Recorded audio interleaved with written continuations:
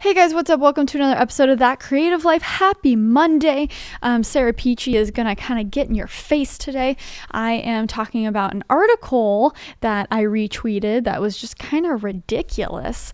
And I'm kind of going to make this episode in defense for influencers or content creators, streamers, anyone that makes something for a living and has some sort of influence. I usually hate the word influencer, but I think in the sense of the word, I have some good experience with it. So I think I can shed some light on the situation and share about behind the scenes, marketing, creating stuff, business, shed some light on that because there's nothing more that I hate than clickbaity off to a great start. Clickbaity articles just for clicks on establishments that should be the rhyme and reason for a certain industry. Yeah, I'm talking about Ad Age. I follow them on Twitter and they probably hate me on there because I tend to call them out a lot. But for someone who's called Ad Age, that's been around for decades, guys, they really have a lot of credibility to their name. But when it comes to what they tweet, the articles that they publish, it doesn't lend to the same credibility that you would expect from something called Ad Age that has been around for a while. So anyways, happy Monday. I hope you're doing well. We have so many amazing episodes coming up in February that I'm just so excited. So thank you for sticking around and subscribing every single Monday. That Creative Life. It's just a very exciting time. And then we have a few characters that are going to add more flavor to the story on the podcast a little bit later in terms of talking about this new economy that we're in and what is influencer marketing and the people on the agency side that are involved with it. So this is very obviously from an influencer point of view. Although, usually I say content creator, but influencer for the purpose of this conversation. So who am I? Let's just establish some credibility here. My name is Sarah Dici, rhymes with Peachy.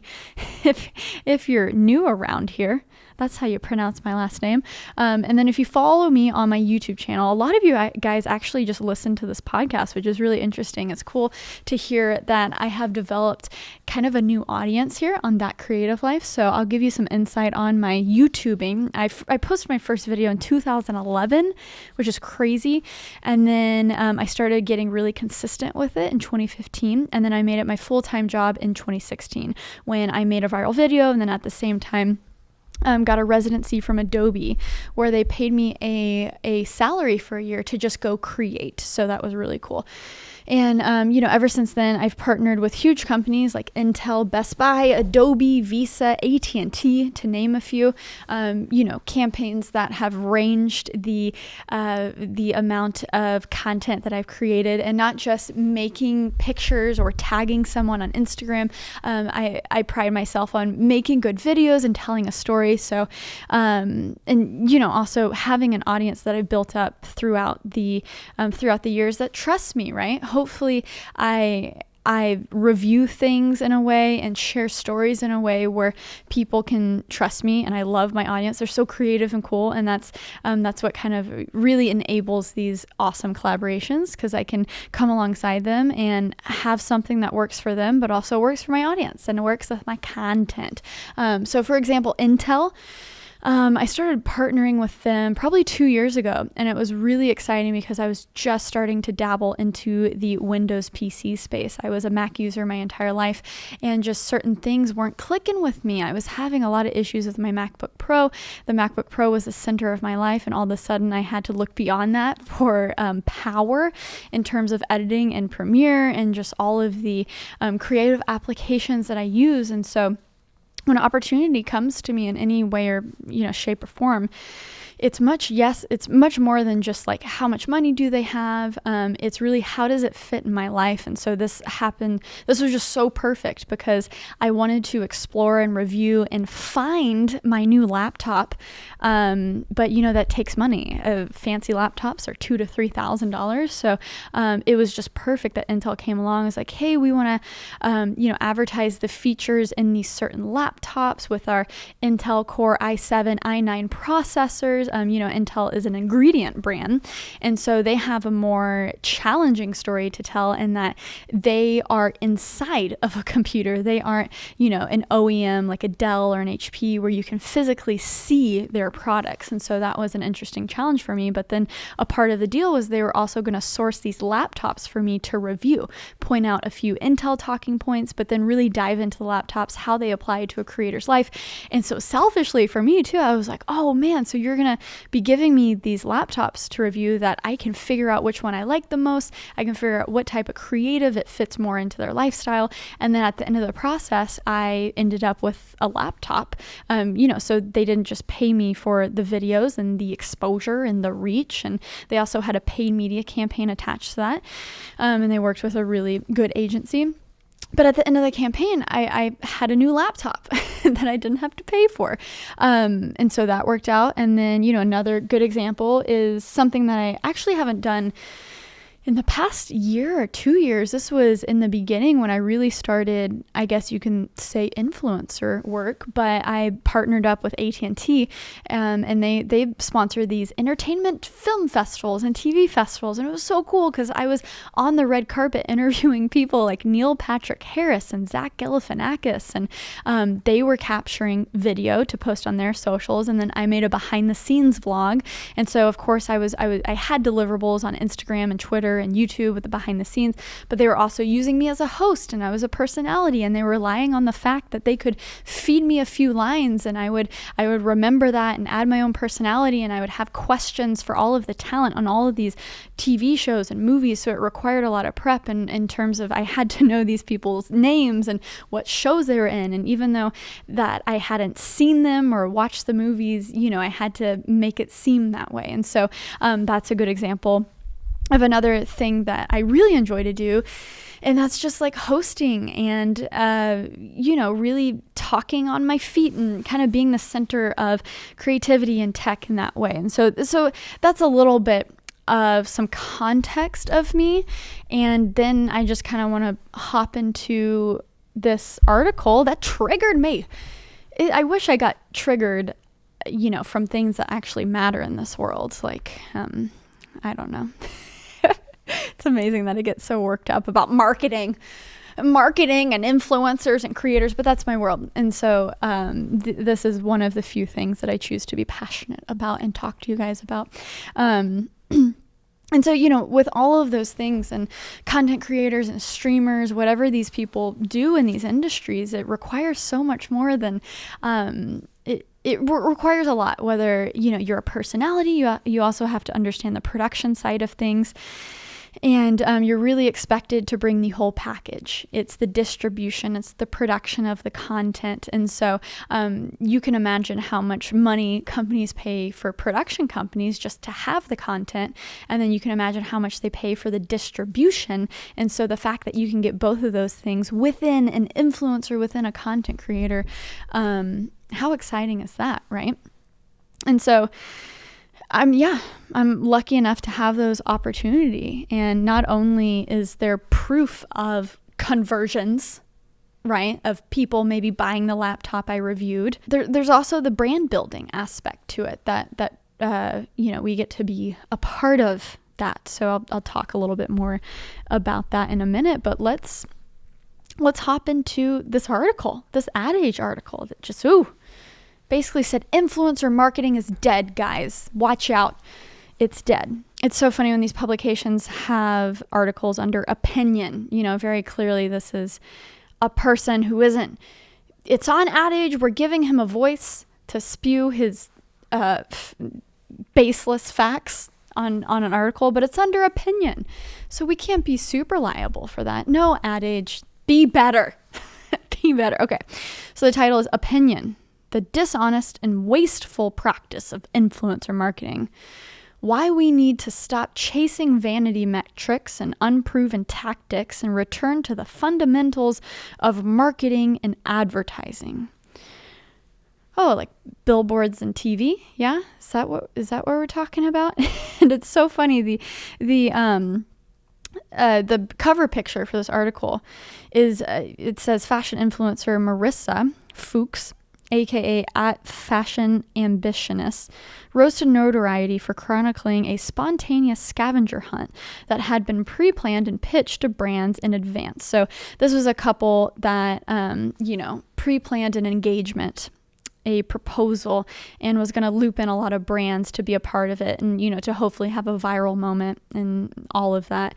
And, we're going to get into this article, but because I follow Ad Age and I'm always on Twitter, I retweeted this literally a minute after it was posted, after I read it. And naturally, they don't have a lot of engagement. This is an account, mind you, they have 986 followers and they can barely get 10 likes on each post. It's comical. And then they repost tweets 5 times a day as if, that's just a weird thing that publications do. Oh no, let's not provide contextual creative to how people actually interact and the type of content people actually enjoy. Let's just post the same exact picture and the same exact words, the same exact copy, and just get that on our tool that we use that automatically sends out tweets, and let's just automatically send out the same vanilla copy and screenshot with the same exact article 5 times a day. Like, that's a whole other thing. Let's not even get started on that. But so I retweeted this article, another terrible Ad Age take. Wow, no metrics, no proof that works, jumping to one conclusion from 2 bad apples.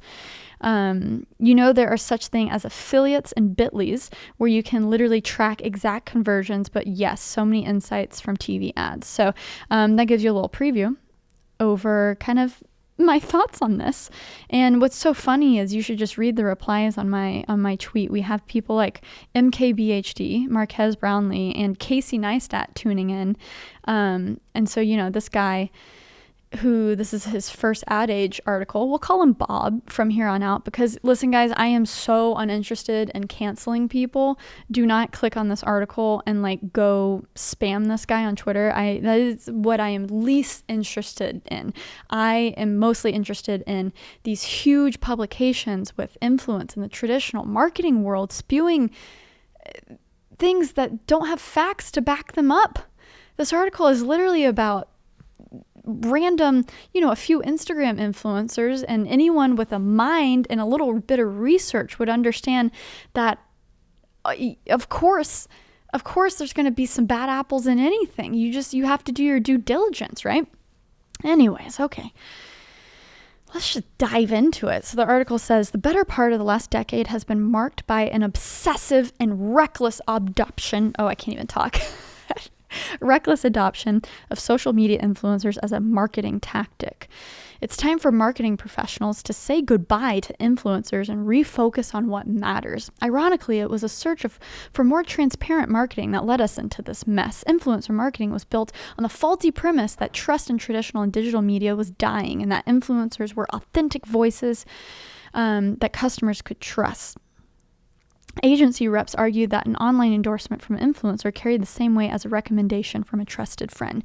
And I think that's what influencer marketing and why that's so interesting is because you guys, we are just normal people, right? And we're kind of taking that, this is a recommendation from a friend on the mass scale, right? And I think that's why influencer marketing is so interesting. Because 92% of consumers turn to people they know for referrals, it was assumed that this would apply to online influencers. And miraculously, marketers bought into this unsound sales pitch. A whole new industry emerged, which saw brands pour billions of dollars into questionable and unproven practices. Okay, unproven practices. Okay, so let's break down some. Okay, so I'm done reading this for now because this is a theme of the article. It's unproven. Let's actually skip to him saying this again. What makes this budget allocation from companies like Estee Lauder, they're doing a lot of influencer marketing, and prioritization even more confounding is that 84% of marketing professionals feel that 84% of marketing, where is this coming from? feel that demonstrating the ROI of influencer marketing is a challenge that still can't be proven. So this is the second time it can't be proven, guys. Spending that much time and money on an unproven tactic is reckless, lazy, and negligent. Oh, the inability to prove the ROI of influencer marketing should be enough to convince any half-decent marketer to deprioritize it. If that's not enough, here are 2 additional reasons why influencer marketing needs to die in 2020. Oh my gosh. After that statement, we basically have 6 more paragraphs that unpack that, which are honestly, it's like there's not much more meat. So apparently influencer marketing, it can't be proven.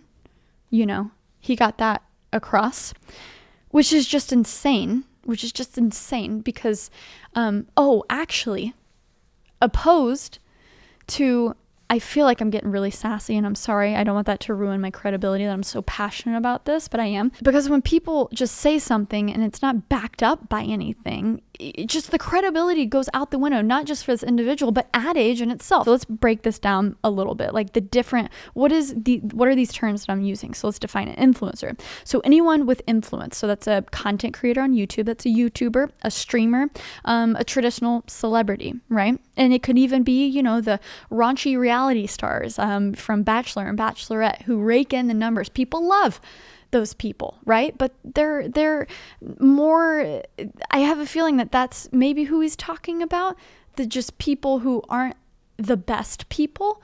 They're like the people who want to be famous for the sake of being famous, right? But using the term influencer marketing is dead. Keep in mind, Bob, that you're talking about this multi-billion-dollar industry that is mainly run by content creators, streamers, traditional celebrities that have a lot of pull on Instagram and Twitter. You can't just boil the entire influencer marketing world down to a few raunchy reality stars who are promoting the terrible diet teas that just make you shit. Okay. So that's an influencer, right? When I say paid media, that can be anything from companies creating their own creative, whether that's a compelling picture or a video, hiring a production and then pushing it with paid media on Facebook, Instagram, Twitter, where the attention is.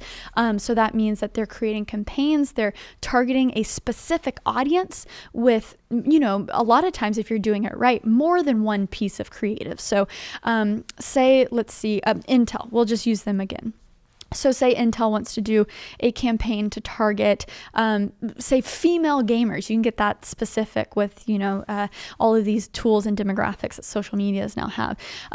Maybe they make 3 different types of creative for 3 different demographics, like one for the kids, one for professionals, and then one for maybe people in college. And so they can cater the creative that speaks the best to those audiences, and they can only send out those ads on Facebook, Instagram, and Twitter to those specific audiences. And then they pay Facebook and Instagram and Twitter, they pay them to get those, those pieces of creative, those ads in front of you via an Instagram story ad, a ad on your Instagram feed when you're just scrolling. You get so many ads on Facebook when you're just scrolling. That's paid media. And a lot of times, companies, when they're smart, they'll use influencers and they'll use their organic reach, of course. But a lot of times they'll use the creative that the influencer are making because, they're relatable, they're a talent, they're a face, but also they're making this. So why don't we have them make, some micro content, cut it up into 15, 30-second clips. Let's make sure to throw some captions on it because it's Facebook, Twitter, and Instagram. So people, very rarely click into the audio, and then they'll talk to their real experience with this product, and they'll push paid media on it. And so they'll again pay Instagram or another social media to push this influencer's post to more people beyond just their audience. And then you have organic reach, which is when I post on Instagram, I get, anywhere from 4,000 to 11,000 likes. And that's organic reach. That's my audience that I built over time, people that care about what I have to say and what I'm using. My YouTube audience of 500 1,000 plus subscribers that are there. They care about what I have to say about laptop reviews, about, cameras, anything that's organic reach, subscribers, followers. And then traditional advertising, we'll just call that TV ads, billboards, etc. Right? And that's traditionally just one blatant vanilla piece of content, whether it's a type of copy on one billboard or it's one millions of dollars production TV ad that goes out to anyone and everyone watching a certain show. Okay?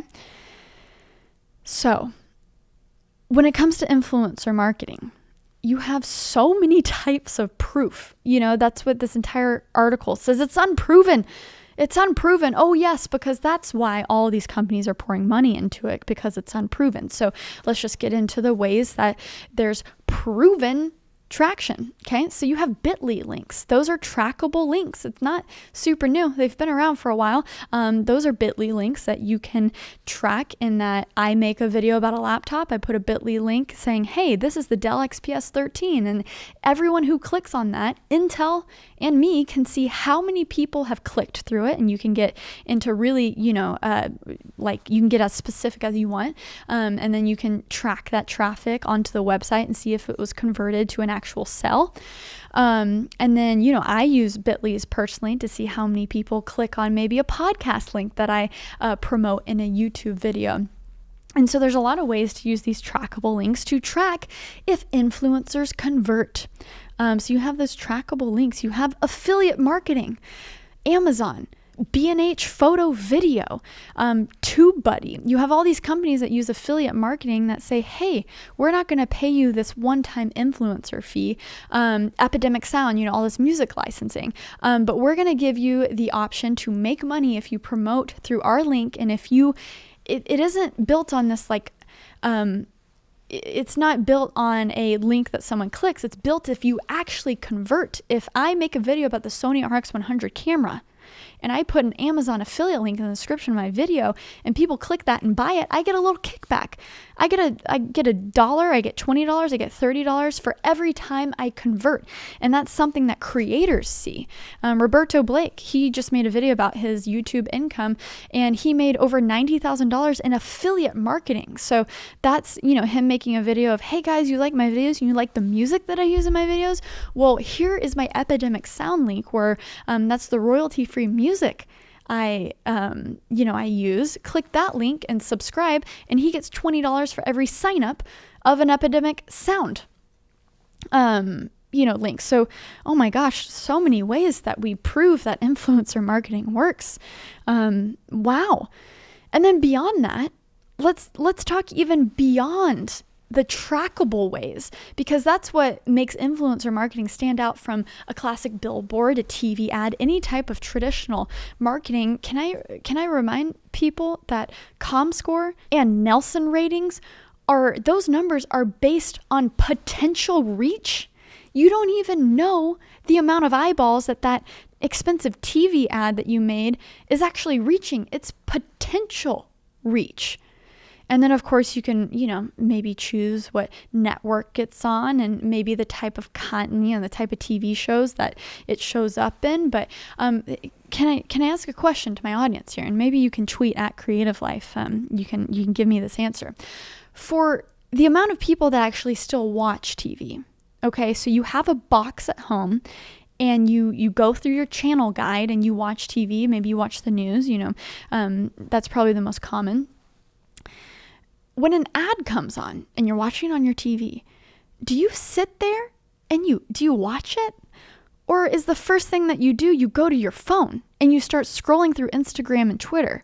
So it's like, even for the few people, and maybe, the older demographics that enjoy TV and news and the traditional way of watching content, there's nothing wrong with it. I would argue the people who are even in front of that TV, they're not even going to have your attention during the ad. They go straight to your phone. And so in terms of proven ways for marketing, I would say the traditional tactics are even more unprovable. Of course, billboards and TV ads, that's great maybe for brand building for the people who see it. Maybe that goes into their eyeballs, and maybe they think about it later when they're in a store and they see that product. Maybe, sure. But oh my gosh, influencer marketing is probably the only form of marketing where you can have actual conversions and proof that it works. So the entire article is just bull malarkey, you know?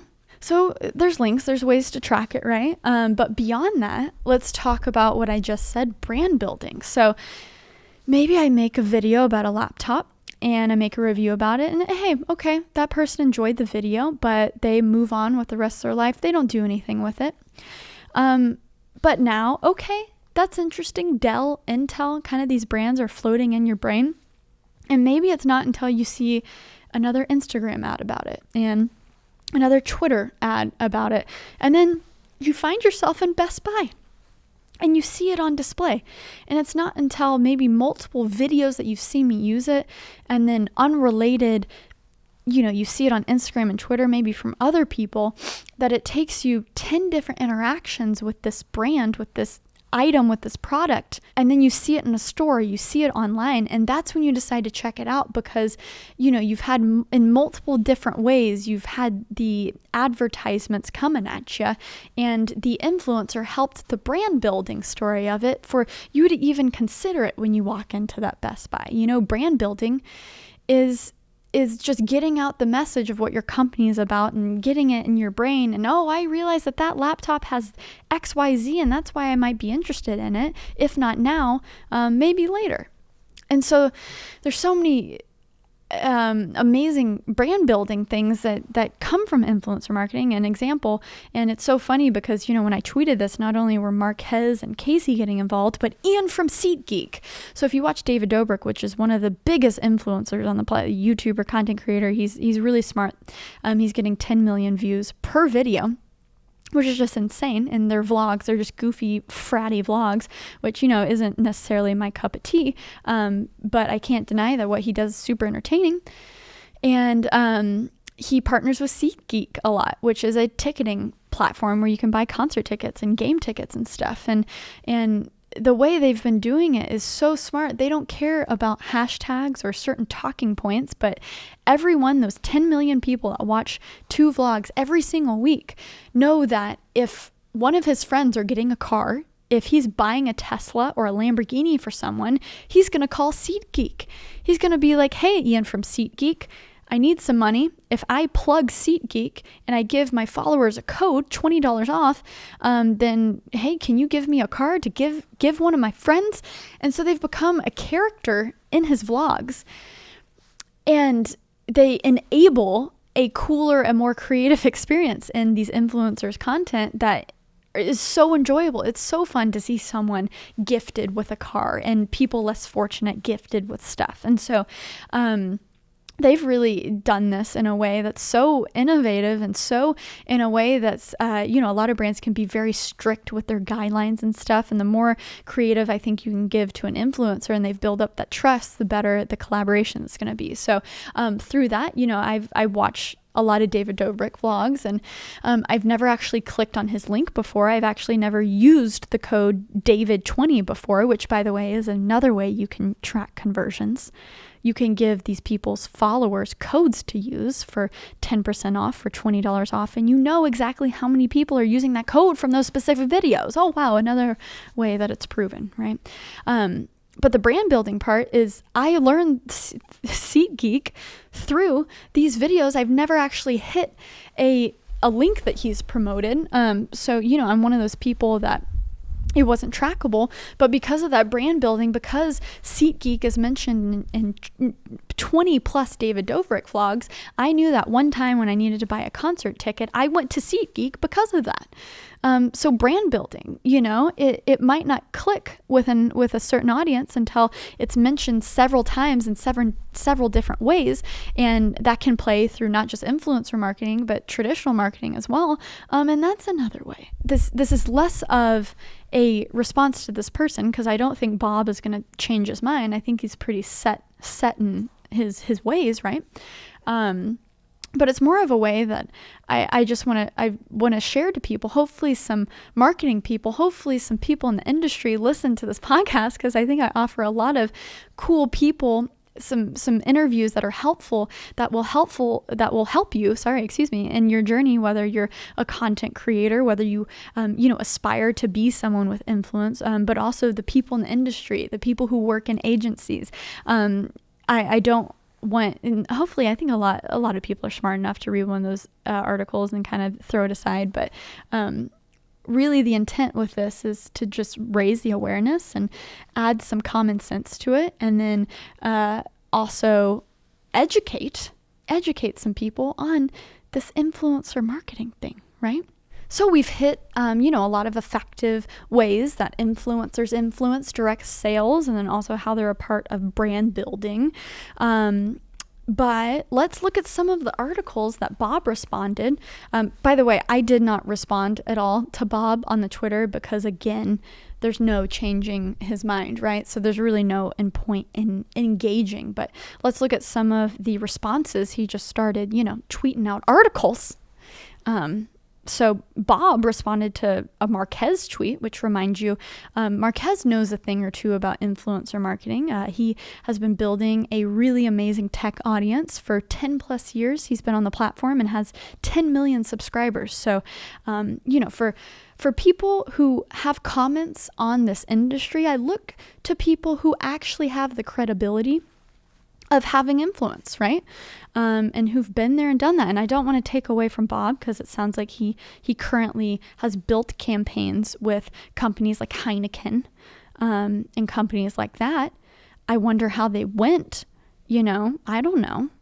But I've gotten an email from Heineken before promoting their alcohol-free beer. I wonder if he was part of that. They were reaching out to influencers for that, but I didn't accept it because something that, if you're a smart influencer, and luckily alcohol isn't a big part of my lifestyle. There's nothing wrong if it is.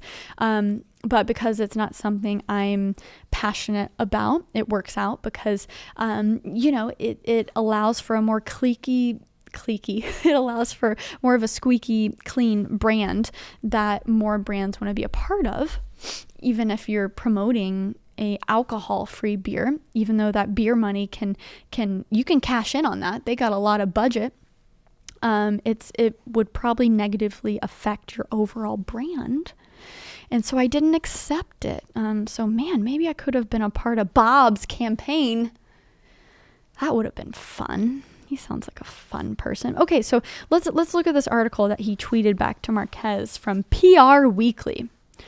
PR Weekly. So this title says, "Bad influence when a brand's social media stars repel customers." So this is in relation to Casper's IPO.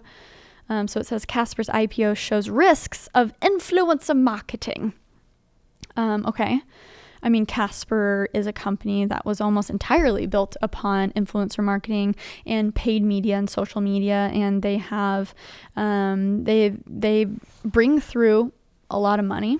We're not going to get into their business practices per se, but I know they use a lot of influencers. They're one of the first to hit up a lot of the Kardashians. I remember Kylie, had a Casper box, and I'm sure they paid her $1 million for Instagram, but then in return got $10 million in sales. It's all perspective, but let's see what they have to say.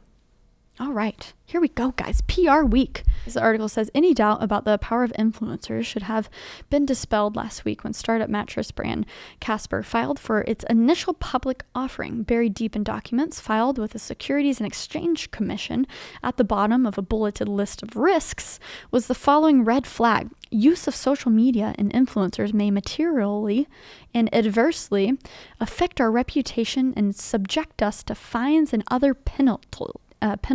The admission from Casper that influencers with whom they have a relationship could impact their brand and IPO sums up everything that is wrong with the marketing industry, says Bob, Senior Director of Marketing for Toronto Innovation Hub. So it goes on to say blah, blah, blah, blah, blah, blah, blah, blah, blah, blah, blah, blah, blah. So Casper has relied heavily on influencers to market its products. See, that's the other thing with these articles is they keep repeating the same thing over and over, and they don't really say anything productive. Okay, so listen, the entire point of this article is just saying that was basically just a line in the IPO that I guess covers Casper's ass to say that, hey, FTC, who can fine people, they can fine influencers if they do not disclose their partnership, that could maybe potentially lead to Casper getting fines for that. Okay, we know that, right? FTC, and there's so many ways that Instagram, Twitter, and YouTube now have rules around disclosure. And all influencers with actual credibility, I'm not talking about the reality stars on the fringe of society that have, 500,000 Instagram followers who are promoting the terrible diet teas. I'm not talking about them. Credible influencers with actual audiences who understand influencer marketing, understand their influence, they disclose about products. They say, hi, this video is sponsored by Squarespace. They have clear language verbally in the video. They have clear language in the description of the video where people know that video was sponsored. And if they don't do that, then FTC can fine the influencer and sometimes fine the company. Okay, we know that, and that's what the entire article is about. Okay, cool. I mean, guys, the influencer market is more heavily fined than traditional marketing. You watch Big Bang Theory, and if you see them drinking a Mountain Dew, or if you see them drinking a drink, or there's an explicit brand in the background, or you watch a Transformers movie and there's, a freaking Firehouse Subs in the background, guess what? They're getting paid for that. There's not a disclosure on the screen that says, oh, Firehouse Sub paid us $500,000 for this product placement. Or every freaking music video that you watch and there's a Beats headphones, you don't have any type of disclosure in it that says, oh, Beats is actually paying for this entire music video. No.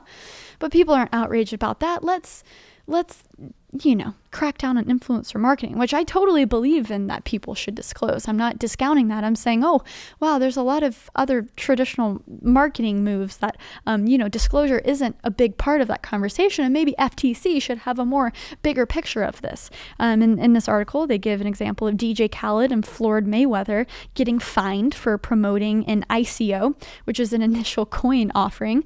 And so they were a part of the pump dump scheme of a lot of these coins that were on the back of the rise of Bitcoin. And, again, with things that become super popular like Bitcoin and Ethereum and all these digital cryptocurrencies, there's going to be a lot of scams that follow. Where money is, scam people follow, whether it's influencer marketing, whether it's initial coin offerings. It's the ICO instead of IPO, initial public offering for companies. ICO is when you launch a new coin. Even though there's a ton of legitimate, cryptocurrency companies out there, guess what?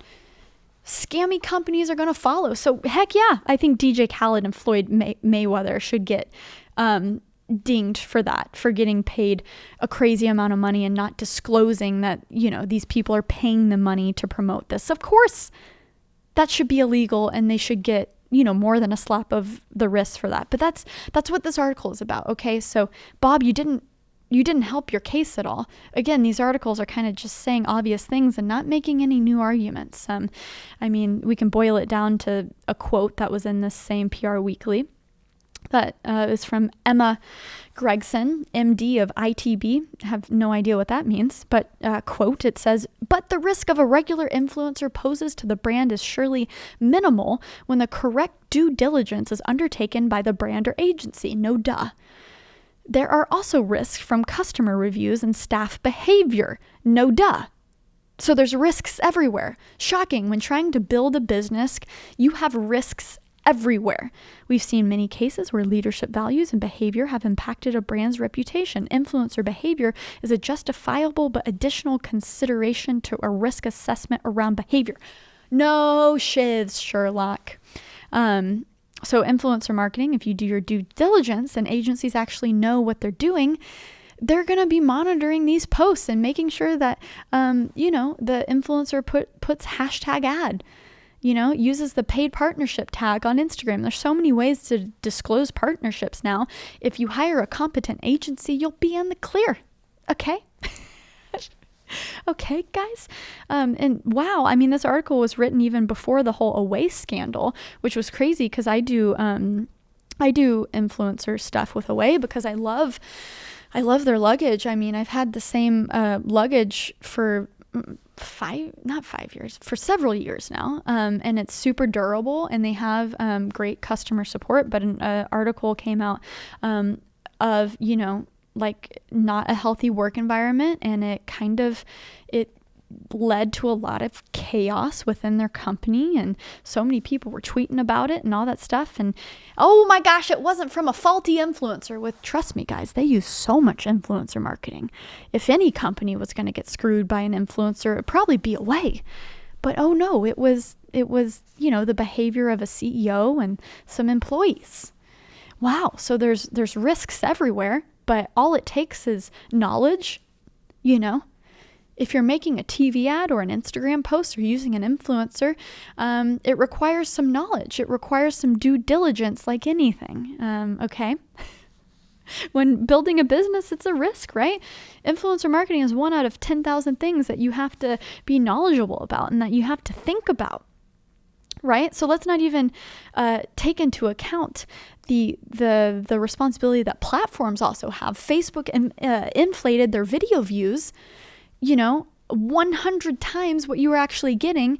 But because Facebook was feeding this jargon to all these companies and all these publishers, they invested everything into Facebook, and it's resulted into a lot of layoffs and stuff later on because, it came out that, those actually weren't real views. Those were just people scrolling past your video, right? And Facebook is just a complete craziness of copyrighted content and people recycling content that isn't even theirs. I do not like Facebook. I really don't.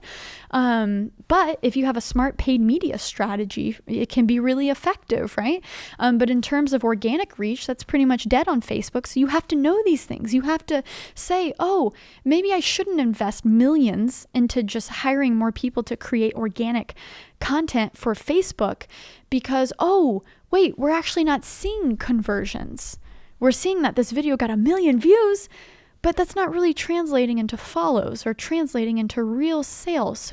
So there's some knowledge that you have to have, right? Some expertise. And wow, I thought this was only going to be a 30-minute episode, guys. It's getting kind of long. I have so much more written down, but another article that he tweeted was a BBC article about these reality TV stars that supposedly were auditioning to promote a fake drink that had hydrogen cyanide in it, which will kill you. But it was literally a trap set up to trick them just to write this article. So, of course, the headline is, these stupid influencers promoted a poisonous drink. Well, no. It was actually just a scheme that was set up in which one of them did do an audition for it, but her agent said, well, we're not going to promote this until she can actually try it. That's in the article. Someone being like, okay, sure, we can do this audition, but we're not going to actually post until we can actually try the drink. Right? And then none of them ended up actually posting about it. So all these articles are just fluff that actually don't say anything. They're not real. These people never actually promoted a poisonous drink.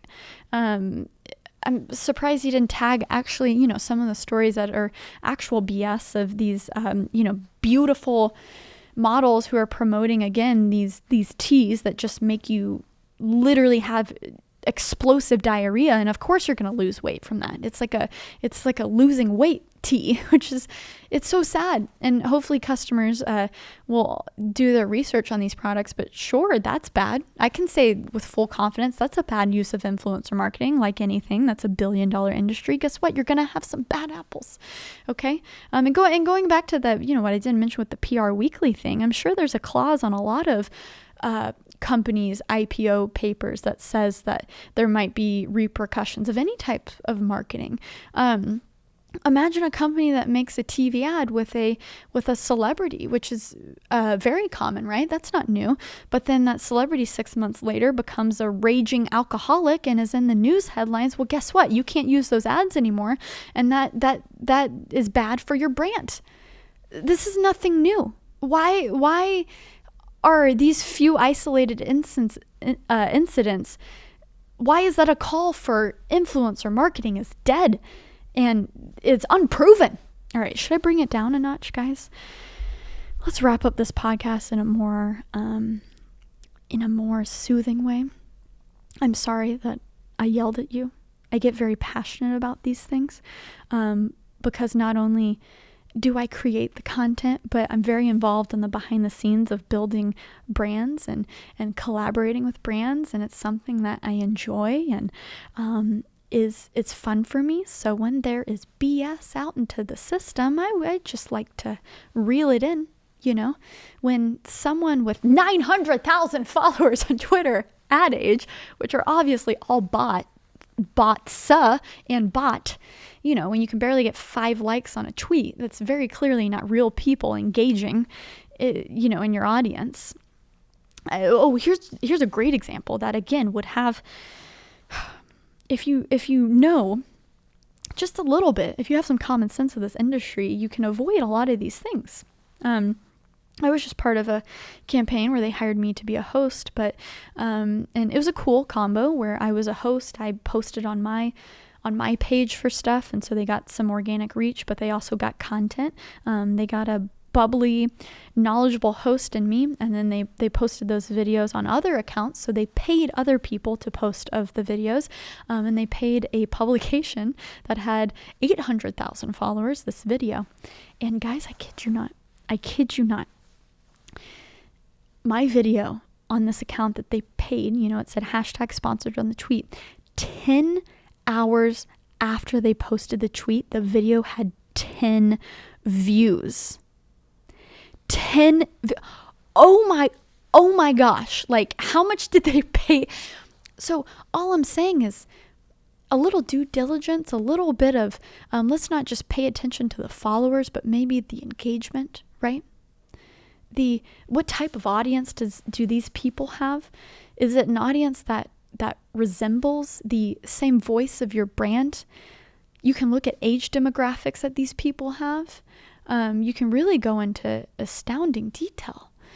So let's do some due diligence. What's funny too, this Bob guy, I looked on his Twitter feed. He was excited about the Team Trees thing, which, I donated $500 to, and a lot of YouTubers donated to, which was created by 2 influencers, by one of the biggest ones on the platform. We got Mark Rober and we got Mr. Beast, who set out their own campaign to raise $20 million to plant 20 million trees, because guess what? This next generation of creators cares about the planet. How amazing is that? And they did it. They raised $20 million from their audience, and Elon Musk donated, and the CEO of Shopify donated, and it was a really cool rally of the community that was started by 2 influencers and 2 YouTubers. And so many streamers do a lot of good for the community. They raise money for charity all the time, and that's a lot of influence. That is some proven metrics right there of some influence, right? $20 million. What? $20 million to plant trees. And Bob was excited about this. I have a screenshot of him tweeting about it. So he's obviously a fan of those 2 influencers and what they've done, planting the trees. And if I can find it, maybe I can find it, but there's one tweet where he basically said oh no, wait, I wasn't talking about content creators, I was just talking about influencers. No, fam, you disregarded the entire influencer marketing world, the entire industry, and content creators, streamers, all those people are a part of that. Not just the fringe reality TV stars, Bachelor people, which, might promote some good stuff that their audience resonates. Maybe they need that cool cooler that keeps your beers warm because that resonates with their audience, right? So again, beyond Mark Rober, there's so many amazing quote unquote influence out there who are doing good. Not just, partnering with brands, but super powerful. I mean, MKBHD, Marquez, works with D-Brand, which is just a channel sponsor. So he puts really cool, these stickers, skins, light phone cases on the back of his phone reviews, and converts like crazy for dbrand. And dbrand also is a really good example of a brand that takes their brand not too seriously, and they're really funny on Twitter, and they're really funny on all their social media, and people organically engage with it. Ad Age and all of these publications should take a page out of some of these brands' books on how to actually be contextual to these platforms like Twitter, and how to actually engage with people instead of setting your bots up to release the same 10 tweets every day. You have Casey with Samsung. He's done crazy work with Samsung. He literally, talk about influence. He got people who love their iPhones and love iOS to switch to Android. That is influence. He did his own collab with Samsung to where he had his own phone, which was crazy. The power of the influencer in 2020. That was years ago too. So, it's only getting crazier, right? And then you have Honey, which is a extension that scours the web for coupons and saves you money when you're buying online. The company Honey sold to PayPal for $4 billion. And they were grown on the back of influencers. If you watch any type of YouTube content, you've heard of Honey. They paid Shane Dawson, one of the biggest creators on the YouTube platform, to advertise Honey. And they were just sold to PayPal for $4 billion. And then you have David Dobrik with SeatGeek. SeatGeek is now the only place that Gen Z and millennials will now pay for concert tickets and ball games and stuff if we go to ball games because of their work with influencers. And there's so many case studies. There's so much proof out there. It's pretty low-hanging fruit if Bob wanted to, put the opposing point in his article. And I think this is maybe a good example podcast to maybe send to people if they're confused about this industry. It's maybe a good intro to it, and then you can lead them to other podcasts that I've done with interviews that are really influential in this space, not just YouTubers or content creators, but people who are a part of behind the scenes of building up brands and building up influence and audience. And there's so much potential in this space for growth and for people to build. And it's really exciting that content creators and influencers are now just saying, oh, we don't only just want to collaborate with brands and have brands use our influence, but we're going to build our own companies and use our own influence to build our own companies and get equity, not just money, but real stake in these things. So I think, you're going to be seeing so many more influencers create their own companies, create their own products. You have Emma Chamberlain. She has her own coffee now, beyond merch. There's so much potential for this space. And it's so for people just to discount it because maybe, some of these dances on TikTok are cringe. Well, guess what? These teenagers on TikTok have real influence, and if they treat it right, they can turn it into a real brand that lasts a while. And I think this too is hopefully it's helpful for creators who want to build and to be conscious of who you're partnering with, and to know that you yourself are building a brand for yourself that can be tainted by the brands you partner with. It goes both ways. It truly goes both ways. If I partnered with every single person that was in my inbox, maybe I would have more money, but I probably wouldn't have the same credibility that I have now, 4 years later after doing this for quite a bit. So all things to think about. And I think it's fun for me to talk about these things because I truly am so passionate about it, and very rarely do I call out specific people and take on people, because I'm really not interested in canceling people, but it's just really interesting things to talk about, and I want to hear your thoughts. I truly do. Like, tweet me, tweet That Creative Life. Let's start a conversation around this, and also the people who are set in their stone probably aren't going to change, and there's no, that's not what this is for. Hopefully, I hopefully shedded some real life on the other side of an influencer and gave you some good examples, right? And it's cool that we're in an age where you do have to think differently. It is hard work. If you have something to sell, you have to understand where the consumer is, and you have to go where they are, whether that's Facebook, Twitter, Instagram, TikTok, Pinterest, maybe TV, maybe, you have like a hunting brand and you need to market to 40 to 70 year olds who watch Fox News. And so that's your demographic, and you're going to make one vanilla ad for that and it's going to convert. And, you don't really exactly know. Maybe you could put a specific phone number on the TV ad and that's how you get the proven stats, but it's much harder via TV. But what this allows too is you're able dollar for dollar to spend more wisely, because a lot of brands don't need the general everyone in the TV audience, right? You can say, I only need to market this to women in between the ages of 20 and 25 who live in Texas. And you can figure out the influencers who have the biggest Texas audience, and you can boost their Instagrams to specifically only those people who live in Texas and are in that age demographic, because Instagram, Twitter, and Facebook has that data.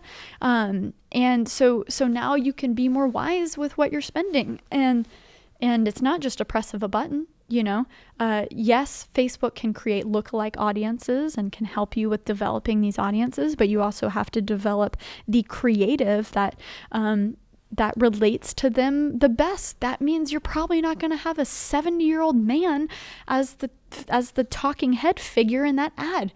You're going to have a 25-year-old girl, and then guess what? You can break it down into even more narrow demographics into that. So if it's women 20 to 35, then you have a Latina, white, black. You have all of the different demographics, and you have those diverse figures in your specific ads. So now you're creating 10 different ads within that demographic that has a different person that can relate to that demographic. So you can get as specific as you want. And so there's a lot of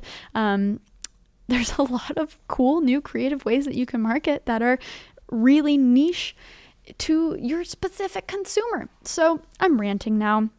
I just want to thank you for listening to this, and truly let me know what you think about this episode, because the podcast is where I actually enjoy putting the pressure on a guest, right?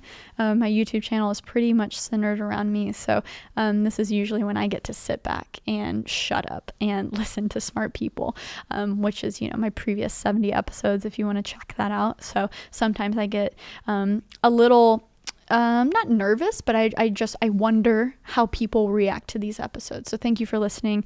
We have some fire guests coming up, so make sure you're subscribed to That Creative Life on Spotify, Google Podcasts, Apple Podcasts, wherever you listen. And until next time, y'all.